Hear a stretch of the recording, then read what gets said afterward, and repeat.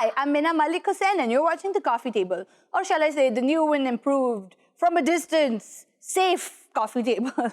And that's why I'm reminding you about this, because today's show is very much about the new situation that we find ourselves in. And today we're talking about our mental health in the middle of a pandemic. A lot of us have been in isolation. A lot of us have been sensibly in isolation and keeping our distance from people. Kids have been home for months on end now. And the pandemic seems like it's here for the unforeseeable future. So how do we cope? And I'm certain that all of us have been feeling the strain in one way or another. And more importantly, our kids have been feeling the strain in one way and another. So we decided to ask two psychotherapists to help us unpack all of these feelings and maybe develop strategies on how to understand the situation that we find ourselves in and how to cope with it. So yay, mental health time on the coffee table. I'm delighted to be welcoming today on set virtually from afar, Jasmyn Rana, who is a relational integrative psychotherapist and has been practicing in Lahore for years now, and Wasiq, who is also a psychotherapist, a consultant for UNICEF, and also works in schools as a school counselor, so has a lot of experience working with children. Hello, clever ladies, and welcome to the show. Hi, Mina. How are you? Very well. Thank you for having us. It's lovely to sort of see you guys from afar, and I'm really excited to kind of, jump into all of Jasmyn. jump into all of these issues that we've been facing. And since, I am not a trained mental health professional, here are you two to tell me about things. So I want to start at the very beginning, as it were. Jasmyn, human beings weren't meant to be isolated, right? This isn't normal for us. Beings are by design social creatures. Okay, and we know this because of the way we live in family setups throughout time, however those family setups have developed historically. The way we live as culture and in society, we know this. We know this because one of the harshest forms of torture is isolation till date, currently used in prison cells. So we know that humans are not meant to live on their own island. Having said that, we have a spectrum of the way we like to interact. So there's a whole spectrum between these binary terms of introvert and extrovert. And we all have a different capacity or threshold for how much interaction we crave or how much alone time we need. Those are separate things. I think that's really interesting and really important also, because the binaries that you mentioned, introvert and extrovert, usually we sort of tend to lump ourselves into either or. And I think it's really important that we are on a spectrum. So Sana, could you tell me a little bit more about that? Like, from a layperson's perspective, an extrovert is somebody who likes to go out and meet people and sort of is chatty and social. And an introvert is somebody who's not any of those things. Right. So that's absolutely true. And I think I see that a lot in kids where, when I get a kid inside, in my room and we're, having just a conversation, I oftentimes notice that the parents bring in, just a very different perspective of the child, which is, this child is very introverted. And when I start talking to the child, that's a very different child that I'm looking at. So I think that definitely falls in that range of, where, kids would want to be introvert in some settings, but they'd want to be an extrovert in other settings. Right. So I think that is something that we often notice within, this age group. So it applies for children and adults, and then human beings operate on a spectrum. So sort of having to isolate and having to cut yourself off from otherwise sort of a usual social activity is obviously it's not normal for us, and it's obviously not sort of having a healthy effect on us. So Jasmyn, in your practice, have you noticed sort of what are the more common effects of dealing with the pandemic that you have may have noticed in like the past few months in your practice? Yeah, so Mina, I think initially over here we had the luxury of not being hit with COVID when the lockdown happened. Right. So the lockdown was so much more about, so much more literally just about isolating. And it was much less focused on the local numbers here and the health issues that we're seeing now. So what people were really facing is, how does it feel to just be in a lockdown? And I think people had such a range of different reactions to this. It's really interesting. And I think that's where some of the introvert, extrovert kind of spectrum does become relevant, where some people felt relieved, they don't have to have these social obligations. There was something kind of novel about just being at home, dads working from home, kids being with their parents, playing board games. Initially, it was very new, and people were indulging in cooking, became huge. Banana bread. Yeah, banana bread, right? Cooking supplies ran short. Insta stories were flooded with, everything that people were doing under the sun. And at the same time, there were people who were genuinely really, really struggling. And they were struggling because their personality, their way of thriving, but also their way of coping was work, was leaving the house, was interacting, were social obligations, or not obligations for them, but indulgences, or being in a relationship where you're not living with your partner. Yeah.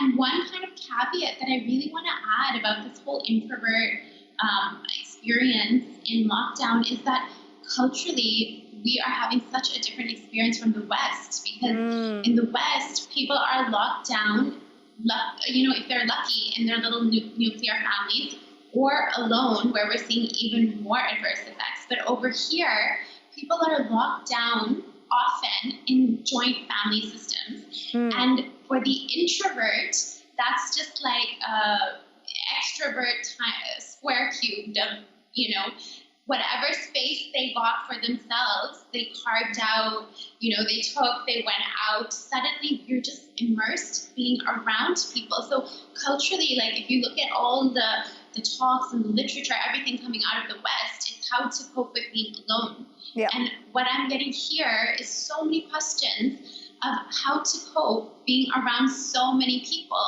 having no space at all. Yeah. That's really important, I think, because space is something culturally, I think that's really important to talk about, is that having space and having privacy is something that every human being needs. But because we are in a society and a culture that prizes family and being around family and interacting with people all the time, so it's really hard to set boundaries for yourself. So, Sana, what do you think about the effect that this kind of, forced togetherness is having on kids? Is it good for them? Is it sort of frustrating for them equally in the same way it is for adults? Like, what is the picture looking like? Again, we're noticing that a lot of kids are coming in with very different ideas. Some of my kids that I was seeing before in therapy, and they were out of therapy, are coming back again for therapy, because a lot of these kids, when they're in their families or spending time with their families, they're definitely going through a lot of these boundary issues or concerns that we're talking about right now. In that, I noticed that, yes, some families get along pretty well, and the kids, are doing pretty well as well. However, within family systems where we notice that the kids might have a relationship concern with a parent or a caregiver or their siblings even, or let's say if they're living in a joint family system, they might have, concerns with, small little things with their cousins happening around the house. Quite right. So or other within relatives. that system, we're noticing that a lot of kids are coming up. Yeah. So kids are coming in with a lot of concerns regarding, space or violation of their own space, and, not knowing how to spend their time within that same dynamic that they're in right now. So I think that's a huge struggle for a lot of the kids that I'm seeing right now. And of course, goes without saying, this is like, something that we haven't ever been a part of. Adults are thinking that this is, a situation that they've never been in before. So kids are experiencing the exact same, feelings of, what is this? When is this ending? So they have all these fears and concerns about COVID as well. Yeah, absolutely. And we're going to take a very quick break and come back in like 1 second to talk about these fears that kiddos have during these bad and sad COVID days. Stay with us.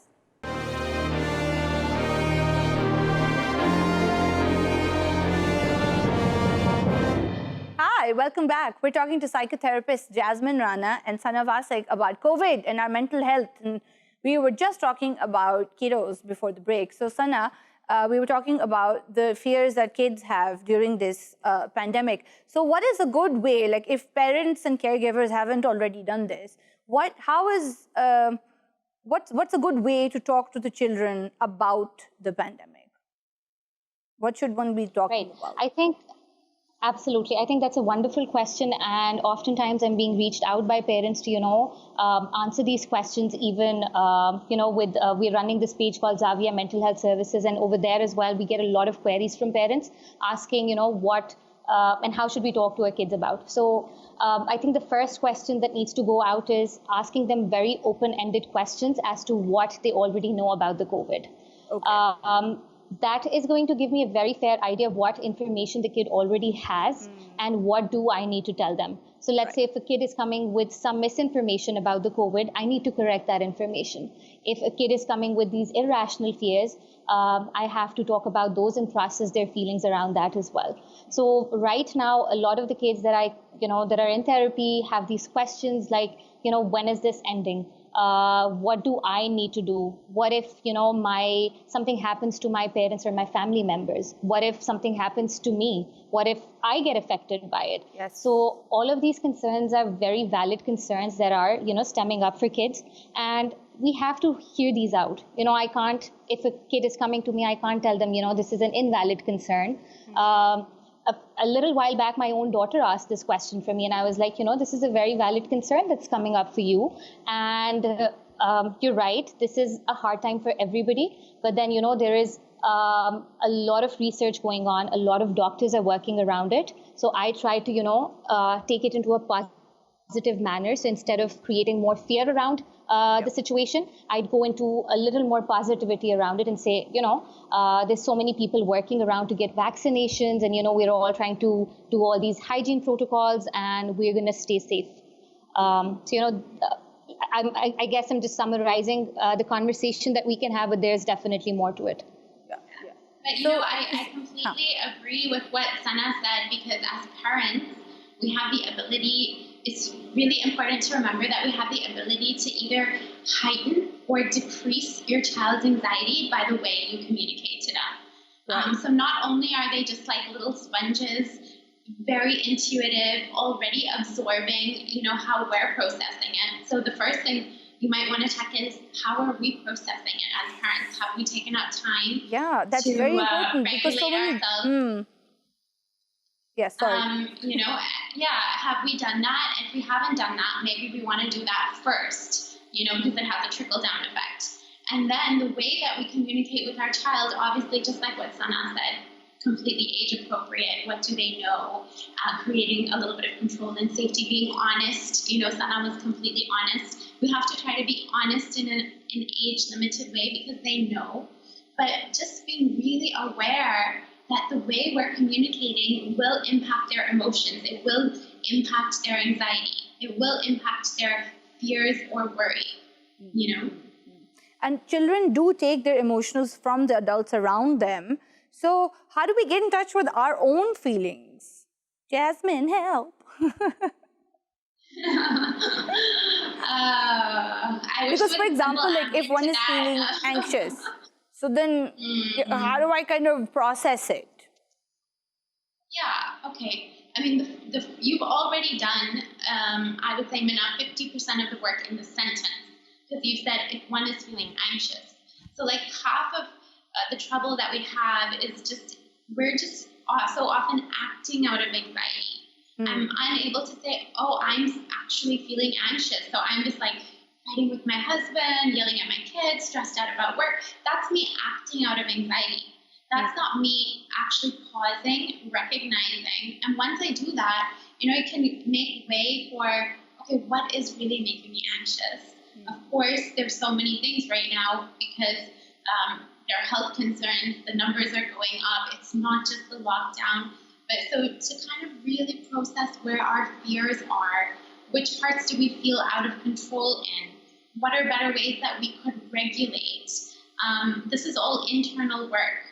But it requires the sophistication, or actually not even the sophistication, but the kind of patience to allow yourself to recognize and ask those questions, and then give yourself the space to feel those things and allow yourself to feel those difficult things. So what does it mean does one recognize a feeling? Like, is there anything that one can do to kind of understand how to put a word or a description to the feeling? Like, for example, you feel a bit sick and you feel a little breathless and you feel sort of weird feeling in your stomach, but you don't know what it is. You just know that you feel it. You've done half the work already. So look at me doing the work. Because sometimes when we don't know that we feel a feeling, or some of us are much more kind of body embodied with our emotions, the first thing we check in with is our body. So, if I'm having anxiety, maybe I just have these kind of shooting pains up and down my arms. And I want to start to think and notice that I'm having that, be aware of what that feels like. Allow myself to indulge in this idea that my body is trying to tell me something. So unless I've actually physically fallen down and hurt myself, but otherwise my body's like I'm having maybe some kind of IBS or palpitations or insomnia. These are common things, right, that we tend to overlook. Or, just a bit of restlessness or there's agitation. These are feelings that we overlook. So we might check in with our body and say, where is that manifesting? And I might not just yet be able to label it with an emotion or just yet be able to know, but at least I want to open myself to the idea that my body is trying to have this communication with me. So sort of the first point is your body and being aware of what's happening in your body. So as an adult, that's something that we can do. But Sana, I'm sure children also manifest the same kind of physical response to stress as well, don't they? So what should one be watching out for in children? Right. So when we're looking at children, so a lot of the times when kids come in and we notice what sort of symptoms and signs they're presenting us with, we notice that a lot of kids would have physical complaints. So a child might come in with a headache, or they'd say, my tummy hurts, or they could say, like, I feel nauseous, or I want to vomit right now. My heart is beating very fast, or I don't have any control over my emotions or feelings. Like, I am in a situation and I quickly, I'm very reactive. Like, I get angry very quickly. I get sad very quickly. And, getting very clingy or getting very cranky, or, throwing tantrums. So all of these are pretty, obvious symptoms and signs. Okay, good. Because sometimes if a child is maybe not enough, they might not be able to tell you this, but as somebody who lives with them as a caregiver, you can sort of observe that, okay, they're acting out or they're complaining of a stomach ache where they have no other sort of medical reason to have a tummy ache. So those are things that we should be watching out for. So let's say that we have a child who is acting out, is being clingier than usual, and clearly has something going on. So how should one approach that? Sort of like you said, open-ended questions, for example. So sort of sit them down and ask them, like, what? How are you feeling? What's going on? Like, what's a good way to start that conversation? Absolutely. I think definitely creating that space, first of all, with the child, letting them know that, you're hearing them out, because oftentimes what kids are actually looking out for is someone to, hear their concerns. Right. So I think you've done step one if you sit them down to have a conversation with them. So that could be a check-in every day. That could be 5 minutes long. And you could ask the child, how are you feeling, or what are you feeling right now? Now, if the child is struggling with, identifying or recognizing a feeling, like Jasmyn said, oftentimes as adults as well, we are unaware what we are feeling. So in order to help kids, I understand it's very difficult for a child to, maybe stay inside or figure out what their body is telling them. So we could help them by giving them a few cues. And we do that in a session by giving them like an emotional wheel, which has these headings. So happy is one word in the emotions wheel. Right. So a child could say, okay, I'm feeling maybe a little happy right now. And then there are other emotions in the wheel as well, like sadness, anger, frustration, excited. So there are all these feelings out there, and you could ask the child to point out to one of them and say, hey, what are you feeling right now? So that is one way of helping them identify, and then that's going to help them express eventually. Yeah, so you're sort of giving them a template and saying you can pick one of these as a sort of springboard to figuring it out. Because it seems like such a sort of weird and maybe unfair thing that a frustrated adult is sort of, children are taking those cues from an adult. So an adult that is feeling frustrated or cooped up or anxious or sort of worried, then a child will begin to kind of mirror those. Why does that happen, Jasmyn? Why? It doesn't seem fair. It's like you already, as an adult, you've got enough to deal with, and then you have this kid who's sort of watching you go through these emotions and then sort of feeling them themselves also. Well, Mina, it's actually just, it boils down to hardcore biology. So like when we're born and you have that newborn baby, they don't have a clue what we're saying when we're speaking to them. They don't understand English, Urdu, Punjabi, whatever, but we know that they are communicating with us, or we are communicating with them. And so they are little tiny energy receptors. They are like little sponges. And as they develop, they're actually developing those parts of the brain, that look after language and, they make sense of the world through words and descriptions.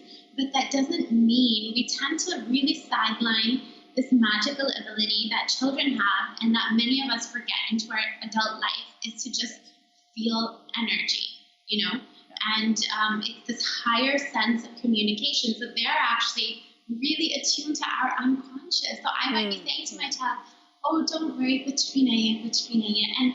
And this is where I say, don't do that. You're worried and you're saying kuch bhi nahi hai, but there is another communication going on if you're really anxious. Yes. And the more we kind of blanket that, the more your child is susceptible to absorbing it. Because when we deny emotions, we increase the chance that they will sponge them up. Yeah, and it's probably confusing to them also, because they're sort of, the energy receiving is one kind, but the verbal sort of communication they're receiving is another. So when you're saying it's nothing, but the energy is definitely something. It must be really confusing for them also, but this doesn't compute here. So it's just better to be honest with your kiddo and say that, yeah, I'm not okay. Look, be honest within reason. We also have cultural things here where, horror stories of, because I work primarily with adults, but with their childhood experiences, right? Where they have witnessed a parent die and they just bring in the body and be like, mar gaya, and the child's 4 sitting there. No one's, we don't want that uncensored honesty. Yes. We want honesty that is mindful. We want honesty that is authentic, but we're really also looking out for how is the child processing it. Like what Sana does when she talks about that wheel, and she gives them the basic emotions and she helps them identify. And, to say, I'm worried too, but, I'm hopeful. We're trusting, that the doctors or that Allah or that whatever your internal resources is going to pull through, and we're going to keep safe, whatever those SOPs are. And so you bring all of that in. And then I think for anxious parents sometimes, they'll tell their kid this and their kid will just not respond and go up. So it's important to remember that kids are really processing, but then they go off and play and they do their whole cycle. And then they might come back to you the next day and be like, oh, what about that blue feeling?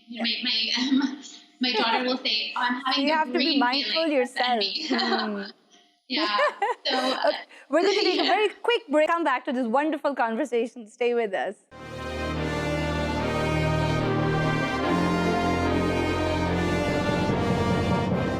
Hi, welcome back to the coffee table. We've been talking to psychotherapists Jasmyn, Rana, and Sana Wasiq about the COVID situation and our mental health, and most importantly, our children's mental health during this really strange and awkward is a very nice way to put it, horrible time, and how to help our kiddos cope with it.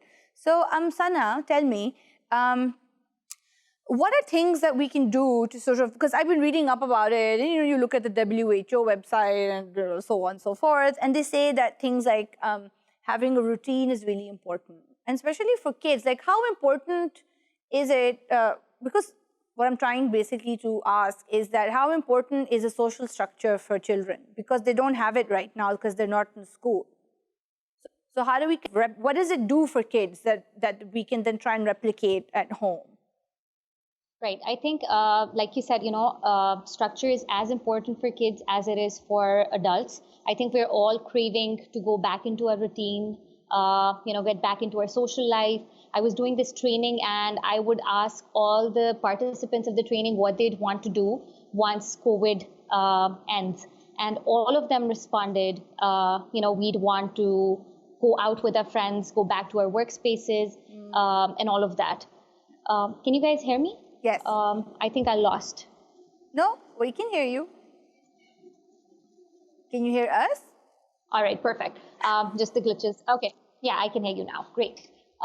So we could definitely, we need to have structure for the kids. I started noticing with my kids as well, and a lot of kids that I see right now as well, parents would come in and say that, they're all over the place. The usage of gadgets has gone way higher, way up. Kids are watching TV all day, they're playing all day, there's nothing much to do. And at the end of the day, they're just cranky and crying. Right. So and then a lot of kids are being homeschooled, and that requires a screen as well. So screens aren't good for kids, are they? Absolutely. Absolutely. I mean, that brings in that question again as well of how safe it is to surf on the internet, let the kids do it themselves, and, the idea of then online predators and whatnot that comes along with it. But then, the routine, the schedule that we're talking about is absolutely, absolutely essential. You could have a pretend school with the kids at home, even if the kids don't have an online school going on for them. It could be just an hour of the day or 2 hours of the day where you're sitting them down and telling them, we have to go by this. Even with the sleep schedule, it is highly important for kids to have a structure with that as well, because it's, a lot of scientists, a lot of research is pointing towards that as well, that, even during such, testing times, we all need to make sure that we are having enough, sleep to get us going, because it's going to eventually affect our immunity as well. So I think that comes in as well. And how important is manage the information that our children are consuming? Because we're dealing with it, there's a whole spectrum of young people at home, and I suppose it's easier for the little ones. Like if you're 5, you can just take away the iPad or turn off the television. But for older children, where you don't have that much, they have their phones, they have their iPods, they have a laptop. So what are the conversations we need to be having with older children about the pandemic and being safe? I think that for the first time ever, we are kind of in conflict with what are the rules of screens in the pandemic. Because, for children, for teens, for adults, we constantly know that too much screen time is just not good. And suddenly, it's the only way that we can work. It's the only social connection we're having. It's the only way some of these kids are seeing their grandparents, their halas, their pupus. And so I think we don't know the long-term effects yet. It's too early. But one of the safe ways, and I know this is so much harder with teenagers, but even for adults, is to decide to use the screen time mindfully. Browsing is what's addictive. Browsing is what takes you to all those different places when you're going from one thing to another. So you might say, I'm not going to do that social call, that Zoom call, or you can speak to your friends, or you can watch that show, or you can do XYZ thing, but then that's it. It's not just going to be on the tab throughout. It is a sort of catch-22, because you're right. It's like you need the screen to connect with other humans, but then you also want to limit it because you don't know what's floating out there, which is, I suppose, a concern for the ages. But Jasmyn, on a sort of slight tangent now, what does one do when one is in a lockdown or in isolation and one has a pre-existing mental health condition? How does one manage that? And especially given if we're in a situation where, there are a lot of people in the house, you don't have a private space, or you don't have a quiet space or quiet time to yourself during the day. Like, what does one do then? Yeah, so I think Sana actually was drawing on this really important point right at the beginning even just about kids when they're in difficult family dynamics at home. So in my experience, kids, relationships like partners or the nuclear family or the individual, anything that you were struggling with has now intensified and become acute in COVID. Yes. Which would be the same for adults also. Exactly.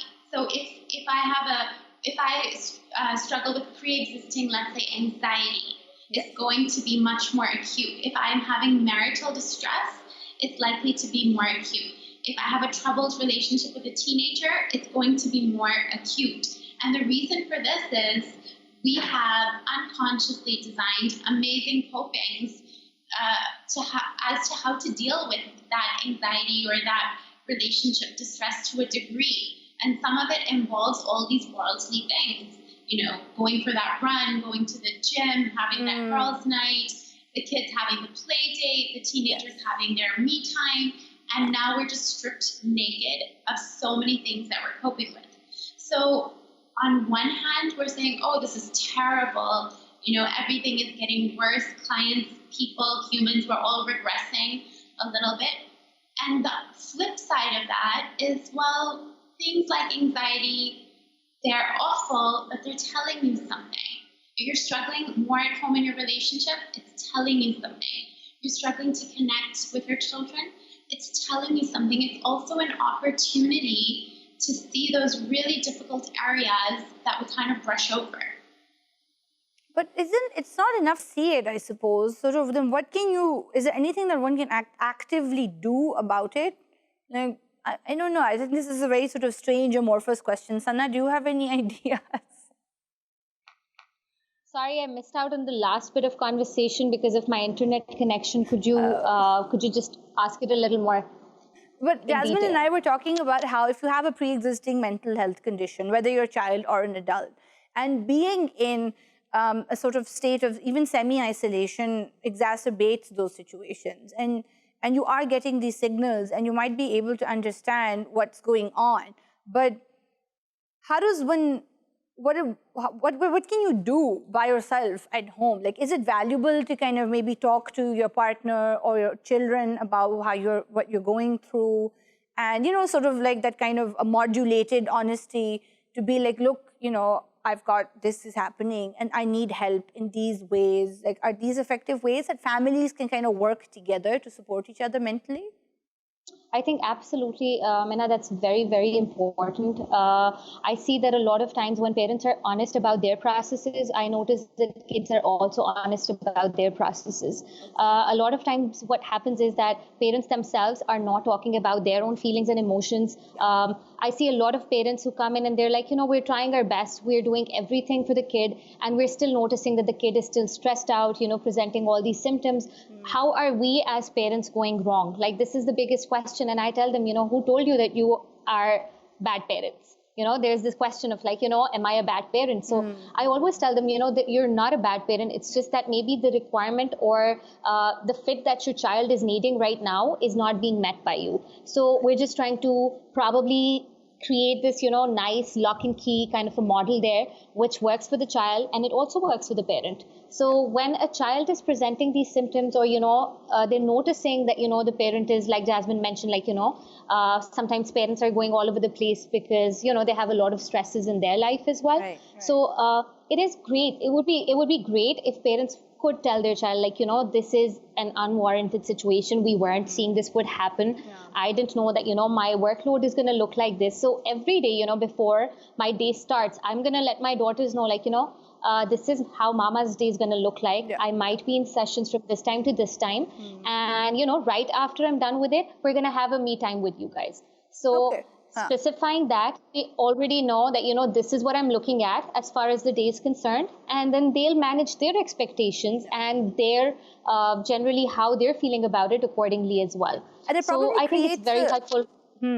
And it probably creates a way to set your own boundaries as an adult also, because so many people are having to work from home and homeschool kids and look after the house and do a lot of jobs that, ordinarily would have been outsourced to other people in the house. So it's also probably equally important for adults to have boundaries as well, within the sort of existing structure. Now, Jasmyn, do you feel like the pandemic has affected women more than it has affected men? Because I know that a lot of moms are picking up the slack, like for homeschooling, for example, or having to, do the cleaning now, or etc. Mina, I think that's a very layered question. Hard to answer in black and white, because I think outwardly we can see that it's affected women more, because some women are now cooking, cleaning, some of them are working, they're schooling maybe 2, 3, 4 kids at different times on different screens, and we can see all of that. But I think there's another big thing, and not to generalize, but obviously I'm going to draw on patriarchy here and the kind of culture that we have, is that men are emotionally impacted, especially if they have put all of their self-worth in their work, and their work is struggling, and they don't know, they can't make sense so much of their life because there's not a clear future. There might be, they might feel inadequate in terms of providing. Quite right. They might feel uncertain in how they fit in at home in those roles that are so alien. And now I'm speaking, the slightly more extreme end of the spectrum for patriarchy. Obviously, this is very, broad-based, but it's not so simple to say that it's just the women who are more impacted. Yeah. But it's really interesting. I'm glad that you brought ways and that men are also affected by it, because I think the more typically female ones are more obvious. But these are things, because it's just so much uncertainty. And again, is it like a human thing to not do well with uncertainty? Is that a thing? Like, human brains like to have some kind of order. Yeah, so like what Sana said, about routine being essential and sleep, and for kids, it really does translate into our adult lives.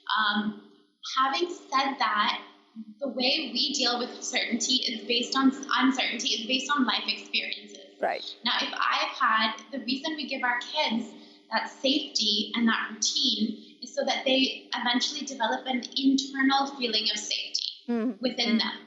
And so ideally, we want to be able to carry that internal safety of feeling within us as adults. But if I've had a very traumatic experience of uncertainty, and then I'm met with this wave of uncertainty, it's going to be 10 times harder for me.